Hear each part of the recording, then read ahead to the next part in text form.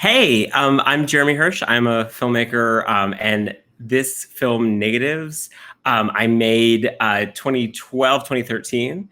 It was actually my undergraduate thesis film for college. Um, and yeah, I'm so honored. Thank you so much to everyone at Miami Short Film Festival for inviting me, inviting the film to screen. And I'm so happy that it still has some kind of relevance. Well, so there were a number of things that inspired me. There were a lot of different things that I was thinking about during college and about kind of what kind of filmmaker I wanted to be, um, and especially as a white person. And you know, a lot of films that I really loved at the time, like Winter's Bone was a big one.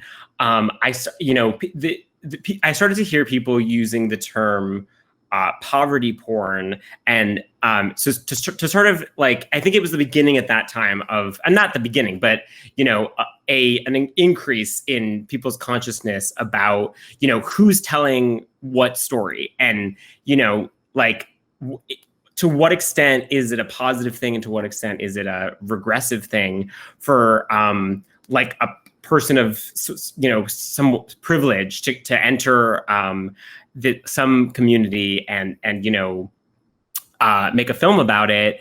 And I mean, to be honest, I mean, I love Winter's Bone still, and I think that I was just kind of thinking about how can I, because I loved these films that were about people going through really, really difficult, horrible things, and I really did live like a very uh, like um, like an easy life, where I hadn't really gone through anything horrible or really hard at all, actually.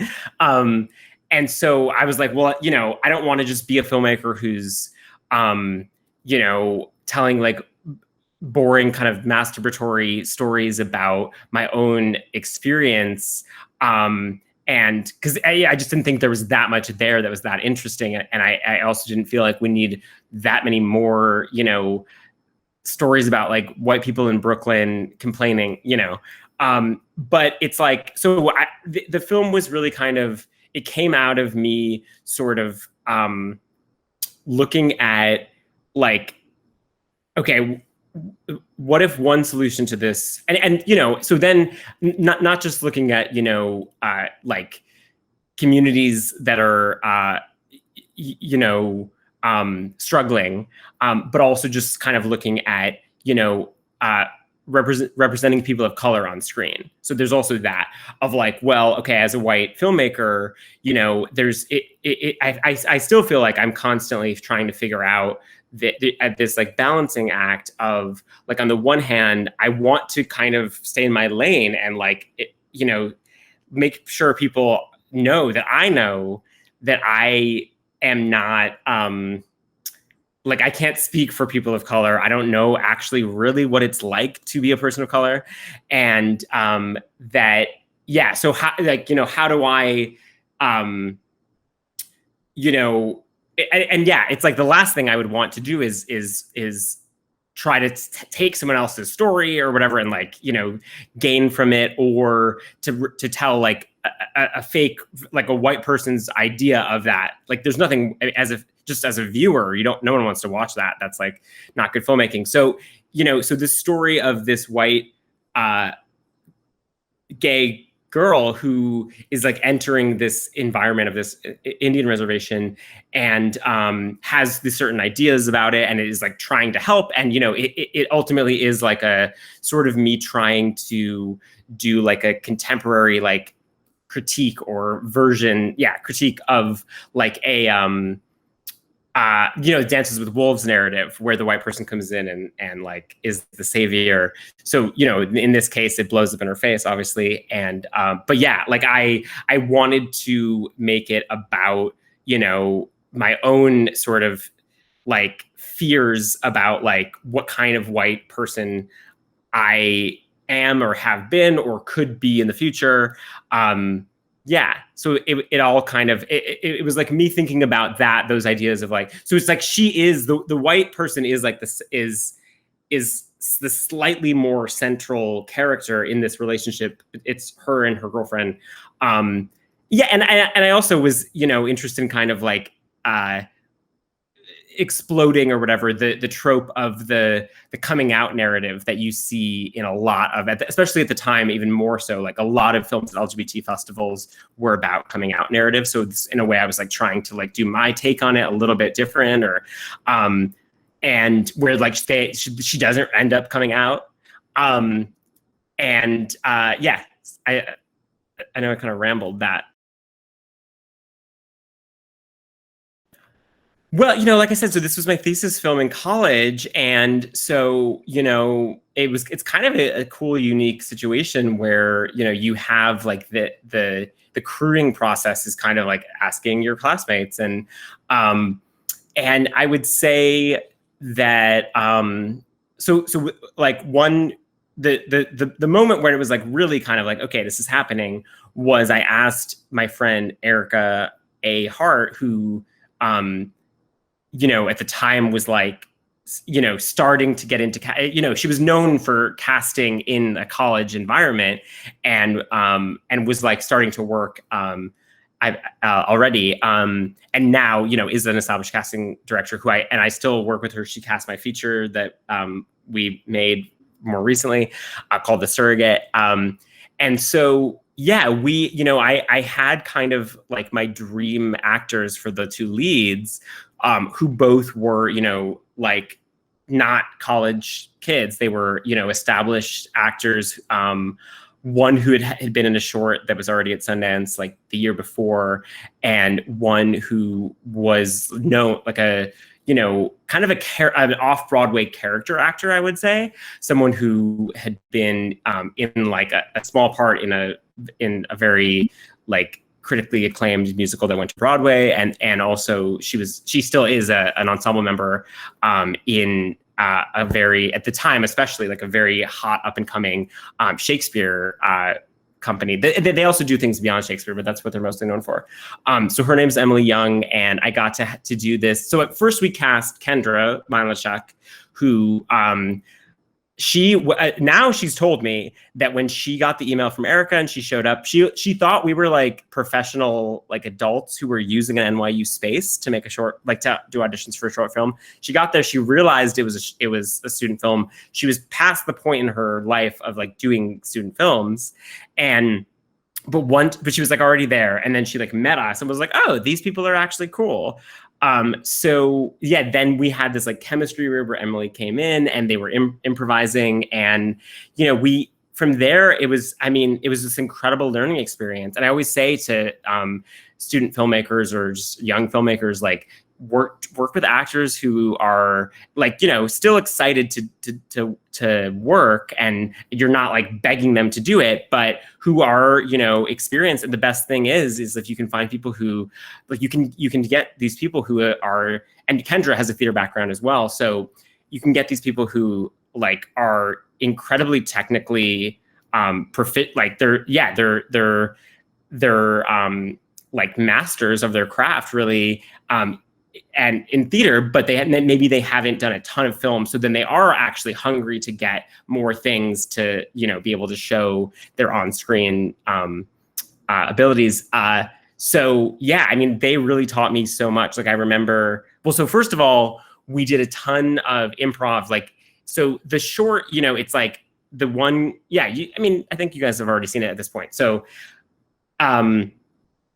it's like, we're seeing them fall apart, the breakup. And so what in the improv, I was like, well, we have to kind of establish the relationship.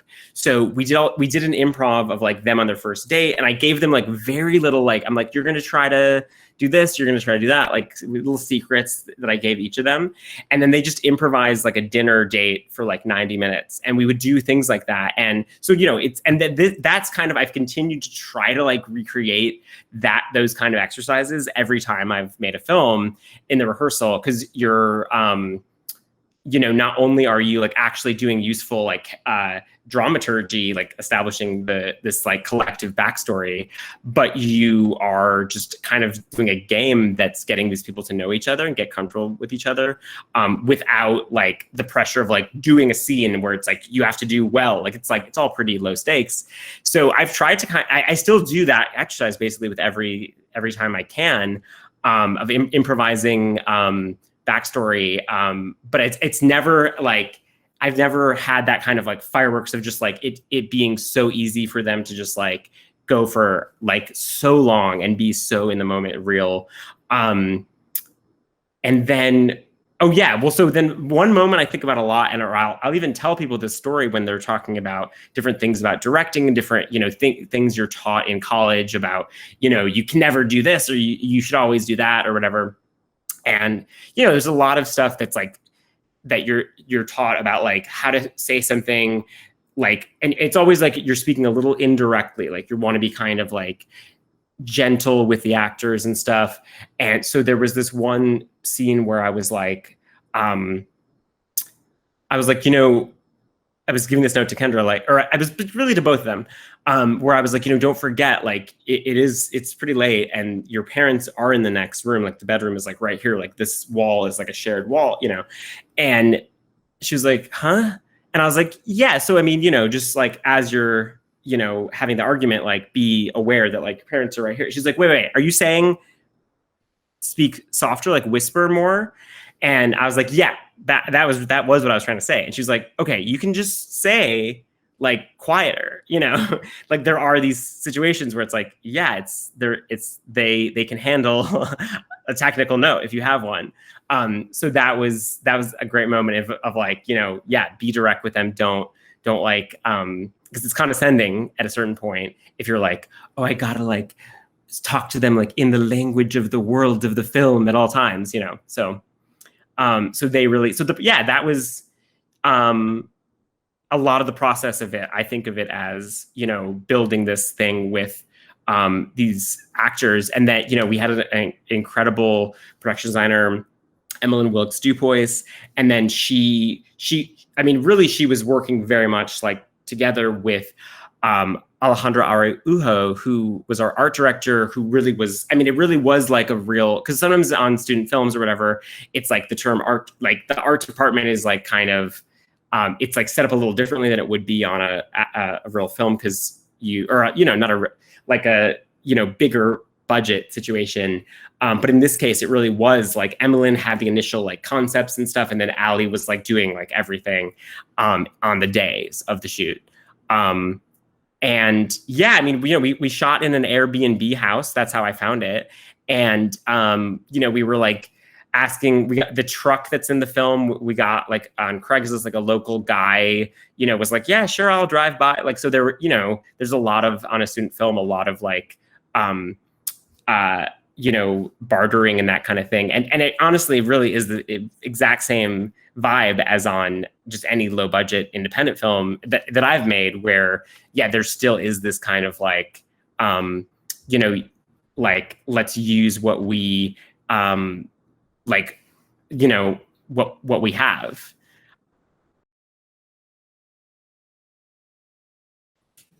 I mean, I think that definitely, like, and it is still something that I think like, you know, it is now in the much more in the conversation, but I think, yeah, like just knowing that, and I actually think Young Jean Lee has a play called Straight White Men that I think a huge point in that is that part of white culture is actually thinking, you know, the white savior thing is this like insidious thing where it's like, it really can be like, you in the moment you can really think like, well, I'm just offering solutions, I'm just trying to help. And it's like, you know, just, yeah, I mean, I hope that, I mean, I don't know, it's like a lofty thing to say that one film could like, you know, make a person like reconsider, you know, how much space they're occupying as a white person or whatever. But I think that is kind of obvious in the film, like that it's like, don't be that person.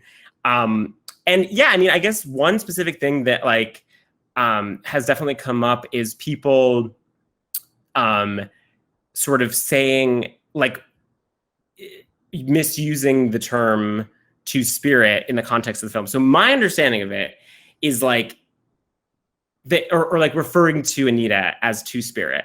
And my understanding of it, or what I've been taught, is that you can't be like unwillingly two-spirit. It's not something where it's like, well, she just because she's Seneca and she's queer, she's two-spirit. It's like, no, you like, it's a conscious thing that it's like a conscious identity and like role that if you're not involved in your culture, but even if it's just because it's your lineage, like I don't think it's an accurate label for her, and I do think that's like an important thing that isn't necessarily. So I guess that's not like a takeaway from the film, but I don't know. I mean, in general, I hope that I do definitely want people to think about social issues in everything I make, and I definitely want it to inspire people to like do more of their own research about the topics.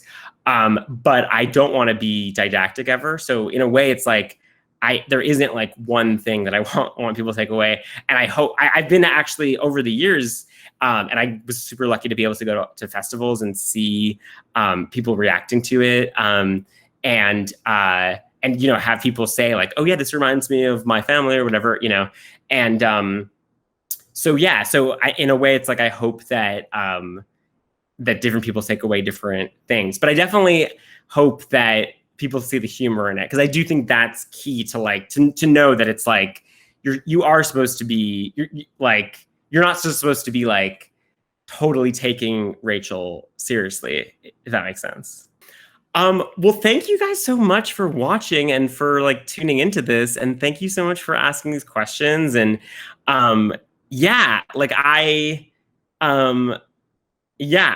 thrilled that it's still, I mean, I'm really proud of the script of it, and but yeah, and I'm thrilled that people are still, you know, watching it now. And yeah, I mean, I'm on social media. I wish that, you know, I could be in Miami, and that this could be like a live situation. That would be really fun.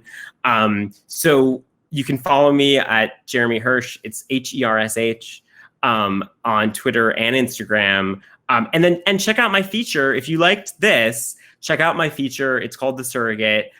It's a different kind of, you'll see that it's like, it's a different way of me kind of trying to like account for my whiteness and to look at the, you know, perspective and stuff like that. So I do think it's interesting to compare them. And yeah, so that's like, it's on Stars.